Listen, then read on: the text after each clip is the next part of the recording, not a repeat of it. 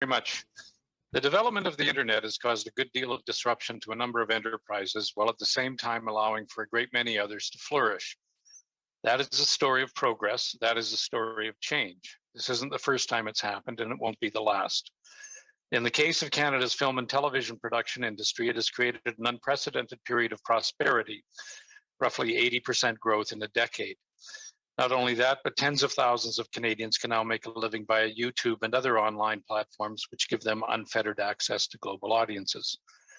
Bill C-11 puts that prosperity at risk. At a time when Canada needs forward-looking legislation that will equip it to succeed in the 21st century, Bill C-11 looks backwards to something called the Broadcasting Act, managed by something called a Radio Television Commission. At a time when Canada needs to inspire innovation and adaptation to have its creative and other industries flourish, Bill C-11 seeks to stuff the infinite opportunities of the internet into an act designed for a world of limited resources and scarce opportunity. In doing so, it is creating uncertainty, and uncertainty depresses investment, and less investment means fewer jobs and opportunities for Canadians. Bill C-11 seems to be inspired by a desire to assist those whose business models are having difficulty adjusting to the internet age. That's an understandable desire. But to the extent this overly broad legislation will assist those groups, it will do so at the expense of those who have adapted and succeeded. As time is brief, I will focus on 3 points. The first is that I urge you to amend Bill C-11 to make it absolutely clear that under no circumstances will the CRTC have jurisdiction over user-generated content, either directly or through platforms that depend upon it. I can't say I've been able to read every submission, but as near as I can tell, only the Quebec music industry strongly favors it. If the government wishes to provide additional support to Francophone music producers, it needs to look for less invasive ways to do it. I think you would do the majority of creators and citizens in Canada a favor by rejecting this bill and asking the government to work on a 21st century approach to communications. But with respect, I don't think the Senate is going to do that.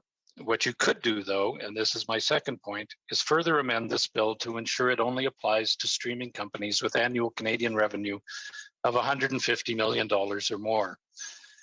Not only will this simplify the original intention of the legislation to get money from web giants, it will minimize the volume of lengthy CRTC processes involved, lessen uncertainty, reduce risk of stalled or stranded investment, and allow for a speedier flow of money to those to whom the government wishes money to flow.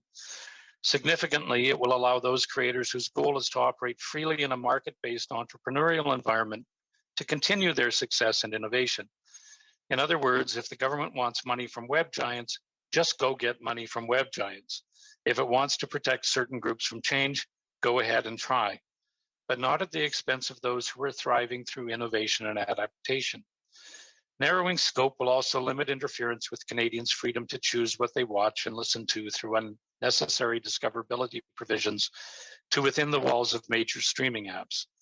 Lastly, pay no heed to those who admit that issues before you exist but are best settled by the CRTC. They are not. Contentious matters will bog down in years of regulatory haggling, court actions, and cabinet appeals. Most recently, as we have seen, cabinet ordered the CRTC to review its licensing decision for CBC. Just to give some context, the last time the CRTC renewed CBC's license was 2013. Since 2018, the license was repeatedly renewed administratively until a hearing was held in January 2021. It took the CRTC 18 months to post a decision. 16 groups then appealed that decision to Cabinet. So now the CBC is unlikely to get certainty on its conditions of license until 2023, 10 years after it was last licensed, 10 years. And that is for a CBC license, which compared with what C-11 puts before the CRTC is a walk in the park. There are also issues regarding the internet advantages enjoyed by those, the inherent advantages enjoyed by those experienced in navigating the regulatory system and who speak the language of the CRTC over those who will be regulatory rookies. So I urge you to act now, and for the sake of all involved, narrow the scope of this legislation before it's too late.